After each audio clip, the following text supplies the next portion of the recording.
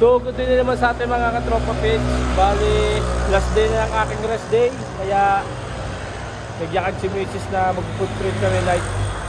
Midnights na ako tawagin. So kasamahan ko siya. So samahan nyo kami kung saan kami mapadpad mga katropa pits. So ito yung napili namin kain ng shawarma mga katropa pits. Shawarma nga. Ano bang gusto mo? Shawarma. Report 100? Isang trip for 100 mga po kasi. So yan, ginagayat na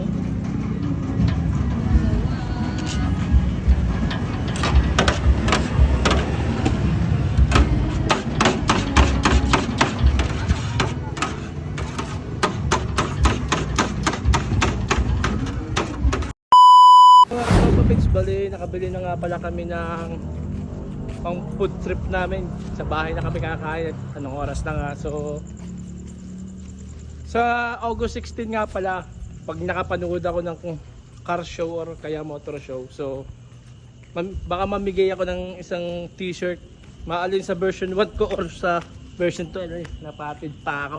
So mamimigay ako, basta may makakilala lang sa akin, followers ko man yun o hindi, basta tawagin lang ako, Jekas! Yun, bibigay ko sa kanya yun. Abangan nyo yun mga katropa pets. So sana papasaya ko kayo sa kaunting ganun ka babaw at maliit, pero masaya na yun para sa akin kasi parang nakatulog na rin ako.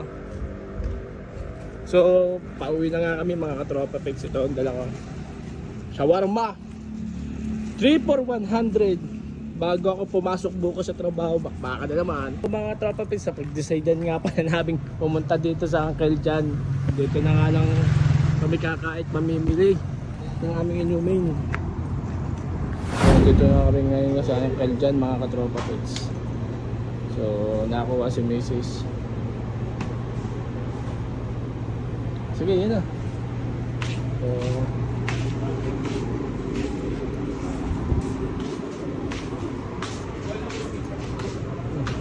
bayad.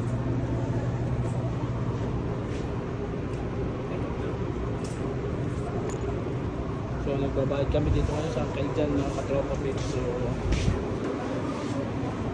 nandun si Mrs. nagbabayad, tapos yung auto nagbablog. So dito na namin kakainin. So hindi ko na ipapakita yung pagkain namin kung paano kami kakain. So hanggang dito na lang muna mga katropa pits. Bye, peace out.